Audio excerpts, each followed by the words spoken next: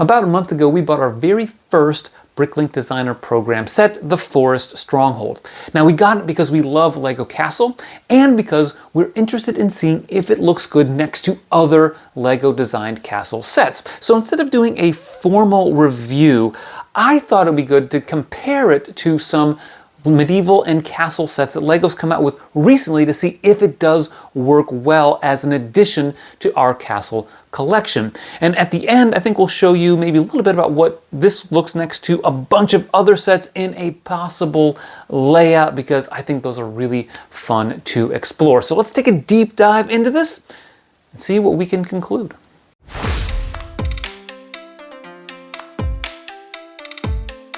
So to which sets are we going to compare the Forest Stronghold? Well, I've got some of them here, but not all of them because they don't fit on the table. Includes the Lion Knight's Castle, we've got the Medieval Blacksmith, we have the Forest Hideout, and we're also going to add into that the Snow White and Seven Dwarfs Cottage, as well as the Medieval Town Square. Now, to be fair, we doubled our Medieval Town Square, so it is going to maybe look a little bit different than yours would look like if you have that set. Now, what criteria are we going to take a look at? Well, we're definitely going to take a look at the size and scale. We'll take a look at the building experience as well as the displayability. There will be a couple of sets where we look at some minifigs, but by and large, they're all coming out with different things and they all have great minifigs. So I'm not going to spend a ton of time there, but I really want to see how it looks next to these other sets.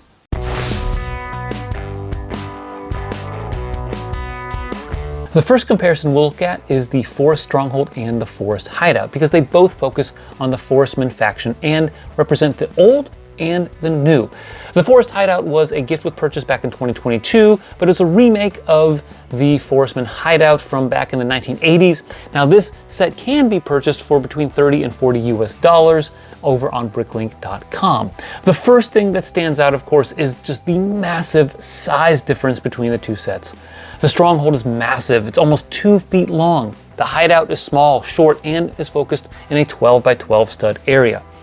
However, the Hideout is just a tree. It's a thick tree and thicker than the other trees that we see in the Forest Stronghold, but it is still just a singular tree. Now, the trees in the Stronghold are much thinner, and so it makes the placement a little bit awkward if you're really into the diameter of the trees. There's also a difference in the building styles. The Stronghold is much grayer, or maybe I should say blayer, than the Hideout. And this is because the Hideout is just that one tree, but the Stronghold is a fortress that has been consumed or occupied by the Forestmen. They both emphasize the idea that the Forestmen have creatively inhabited an area that provides them the element of surprise when somebody stumbles across their area.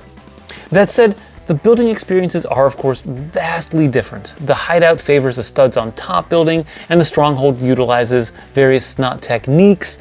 And one area we see this is with the tree branches, which are much more complex in the Stronghold.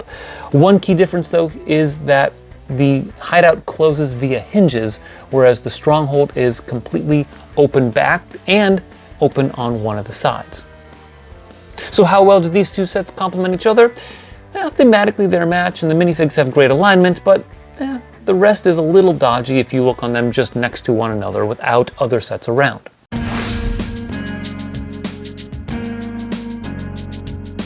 The Seven Dwarfs Cottage is one of our favorite sets from 2024, and much of it is because of how well it could work in a medieval layout. The thatched roofs and Tudor structure have a lot to do with this, as does the fact that it is supposed to work well in a forest, which meshes well with other castle sets, and quite possibly this one right here. The first thing that jumps out when you put the Stronghold next to the cottage is that, once again, the Stronghold is massive. That said, the scales aren't too out of whack.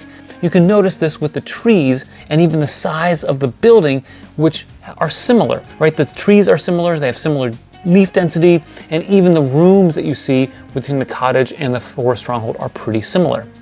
Now, unlike with the Hideout, the cottage is not closable, which compares favorably to the Stronghold. There are some hinges, but you can't fully close it unless you add on to it. The Stronghold, of course, could be closed if you build up the walls, but you would have to invest a decent amount of money on top of the $300 retail price when it came out on BrickLink Designer programs to get it that way. And of course, you'd have to invest even more than that to get one of those sets right now. The build experiences are also different in significant ways. The interior of the cottage is more dense and more creative than the Stronghold. You can see this in the bed construction. The Stronghold has a pretty typical bed, while the cottage uses some better pieces. Yes, the cottage beds are small, but they are creative, as were the chairs and the downstairs table. Honestly, the interior of the Stronghold felt a bit more like filler material, with the exception of the treasure room, which I greatly enjoyed. Another difference can be found in the architectural flourishings on the exteriors. The Stronghold uses tooth pieces and some modeling to break up its belay walls. The cottage, on the other hand, uses more intentional details with the window trimmings, shutters, and Tudor elements. You can also see this in the main door. On the cottage, you have a brick-built door with iron bars. On the Stronghold, you have pre-molded doors. And finally, while the thatched roof was a bit tedious to build, you can't argue with the results. There's really nothing comparable to this on the Stronghold. Now, it's not entirely a bad thing for the Stronghold because it's got 1,100 more pieces and there's a lot more size to this particular set, and you get perhaps a more efficient build. As a result of all the small details, I think we enjoyed the building experience of the cottage a bit more than the Stronghold. In terms of displayability though, the Stronghold is much more dominant, but that's largely due to its subject matter. One cottage should not dominate an entire fortress.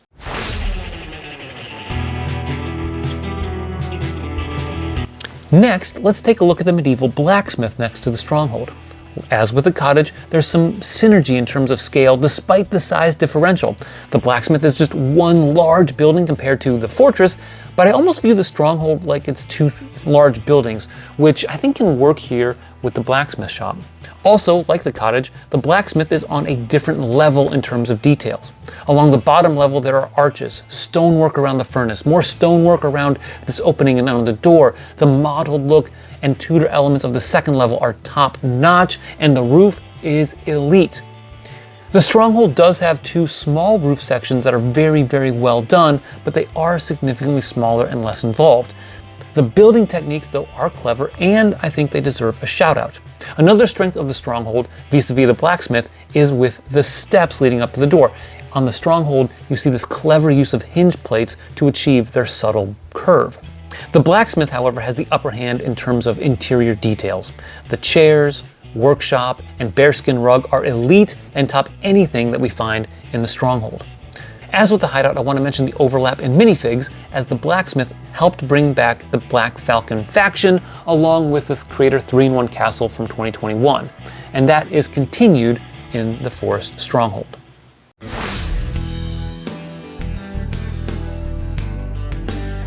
Okay, so let's check out the Stronghold next to the medieval town square, which, by the way, we've doubled up. These are very different sets, with smaller scaled civilian structures in the town square compared to the Stronghold's fortress. But you'll notice that when you put them next to a doubled version of the medieval town square, they actually line up pretty well. But what I want to focus on here is the variety of the medieval town square in terms of its architecture and building styles, as well as the interior details when you compare it to the Stronghold. Now, the Stronghold, as we mentioned, is huge and is very, very belay. Now, I don't have a huge problem with that because I love castle, but LEGO wants their sets to avoid what we call the big gray wall syndrome, and the Stronghold avoids this by using a couple of different techniques, like small Tudor sections, dark tan profile bricks that are mixed into the exterior facade, some disrepair sections, and foliage. Not only does this break up the gray walls, but it does vary the build experience and makes it more interesting. The medieval town square achieves this by giving us different buildings, in some cases combining two establishments into one larger structure in the official set, or one large structure for each of the establishments in our doubled version. This means you have different colors, unique building techniques, and varied interiors. And the highlights for the town square are, I believe, with the tapestry shop and the cheese shop, and I don't really see anything in the Stronghold that matches those. One key similarity, though, is the guard tower in the medieval town square that has the squared top, the double curved slopes on the battlements, and those arrow slits we'll talk about more in just a moment. All told, these two sets may be pretty workable in terms of the building techniques and some of the details. I give the edge to the medieval town square in the interiors, but the Stronghold does really well on the exterior and is more cohesive as a set. than the town square.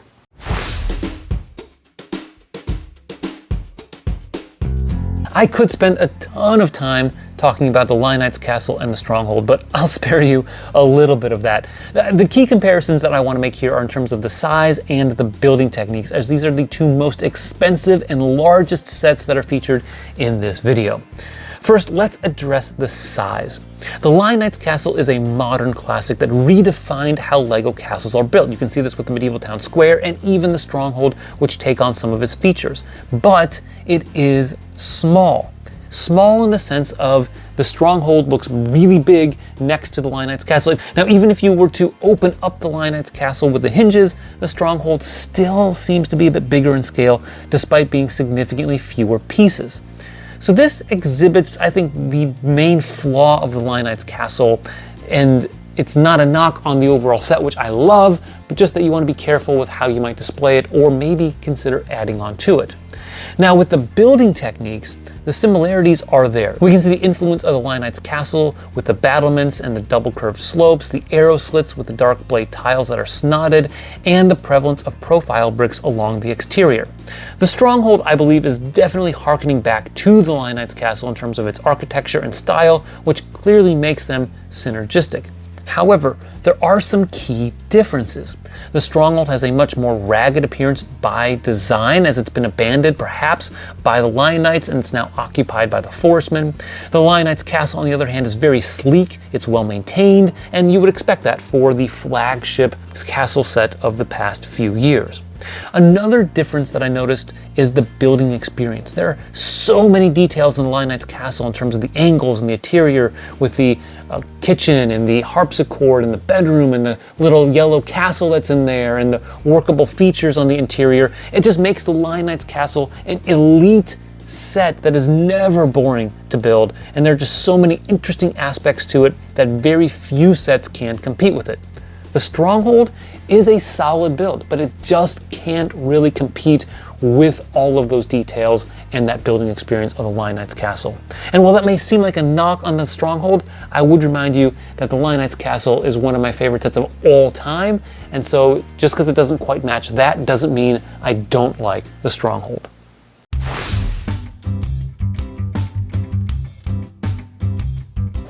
All right, I had Autumn put together all of these castle sets right here as I go around and show you how everything looks next to everything. She's got a whole storyline that I'm going to share with you as well. And it all starts with these Black Falcon Knights that are coming into our town because they are here to rescue this blacksmith right here. Now, what's interesting is as they come into town, led by this beggar, we've got a lot of stuff going on. So for instance, we have this convention of animals who are mistreated by the Forestmen who rule this city. They're having a constitutional convention to go over their rights. You have this pig right here who used to be a rich, greedy man who was cursed into being a pig. You have these cows fighting a horse. The horse is owned by the Black Falcons, but the cows have been brainwashed by the Forestmen as they lead this community, and so they aren't really in their right mind. You also have this guy right here doing some back float skills in the shallow pond. You've got the Lion Knight's castle over here that they've been brainwashed too by, of course, the Forestmen. So they're not doing much of anything. In fact, it looks like Autumn has left this horse asleep as it comes out of the castle. You've got a custom guarded inn that we built, and we've got our doubled medieval town square, and those people are just fine doing their thing. But you also have this town center that is governed by the Wolfpack Beastmasters as they conduct their commerce. You have this tree right here, which Autumn has noted has come alive, but nobody knows it except for the animals. And that's part of the discussions going on at the Constitutional Convention. You also have the forest hideout and the Forestman's hideout, flanking our Forest Stronghold, which I gotta say looks pretty good, if I'm being honest with you. We have the Snow White and the Seven Dwarfs cottage right here, and the dwarves are servants of the forest people, but they are not brainwashed. They do have some say in what they do. Now we also have, however, this forestman right here, who's one of the OG forestmen, who is working with the evil witch to try to get Snow White killed. So a lot going on here. And oh, by the way, yes, we have this guy right here who's getting supplies to go up to the brainwashed Lion Knights in their castle. So lots of stuff going on in this story, and I'll go through here. Oh, one last thing I forgot to mention is that the forest men and women own the dragon right here, who is their enforcer. So if people aren't doing what they're supposed to, he will get involved. So that is our storyline, our massive display of all these castle sets. It's so big we had to put it on the basement floor, and maybe we need to convince my wife to get us a huge table so that we can create a custom layout. Let me know what you think in the comments below, but first, before we end the video, I do want to tell you what I think about the Forest Stronghold and if it is on par with some of these incredible castle sets.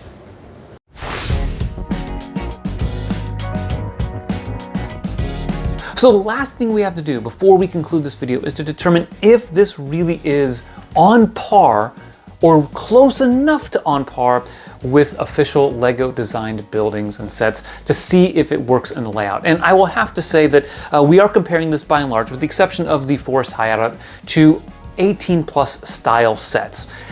Make it a little bit more of an apples to apples comparison.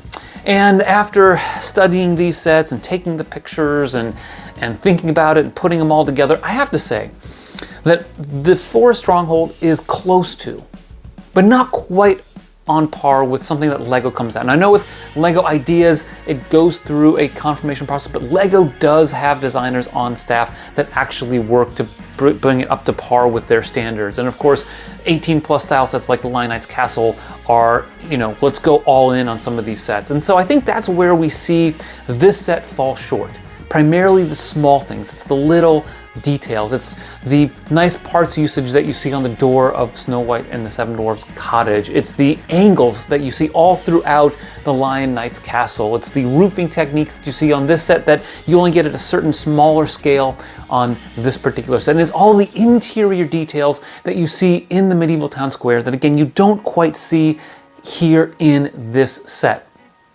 So in the end, it comes close, but not quite good enough to official LEGO design buildings. However, I don't want you to view that as a knock on the BrickLink Designer program sets. I actually think it's the opposite of that. You can have one person off the top of their head work on something and make it almost on par with official LEGO sets. That's saying something, because we know with LEGO that they have teams of people that will work on sets. You've got graphic designers and LEGO set designers. You've got people that work in a certain area of LEGO, like icons or Star Wars or ideas, and it's their job to run an idea through multiple people to get it to work out just right. And they can go back to the drawing board and they have their internal standards that they will work on to make sure everything is as good as it can be. With some of these sets that are so excellent, it's kind of tough for something like the BrickLink Designer program and one fan to come up with something like that.